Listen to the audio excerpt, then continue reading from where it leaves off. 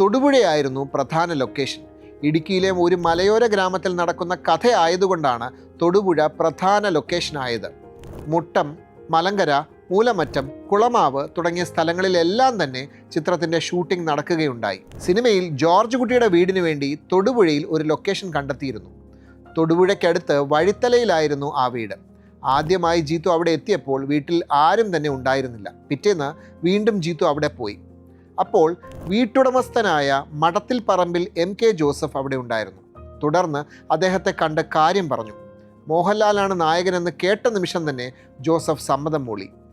Police മൃതദേഹത്തിനായി കുഴിക്കുന്ന രംഗം ചിത്രീകരിച്ചത് തൊടുപുഴയിലെ ഈ വീടിൻ്റെ മുറ്റത്ത് വച്ചായിരുന്നു.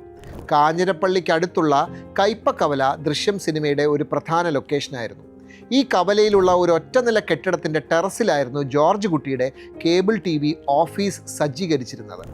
ജോർജ് കുട്ടി തൻ്റെ ഓഫീസിലേക്ക് പടികൾ കയറിപ്പോകുന്ന രംഗങ്ങൾ സിനിമയിൽ വന്നതോടെ ഈ സ്ഥലം ദൃശ്യം കവല എന്ന പുതിയ പേരിൽ അറിയപ്പെട്ടു.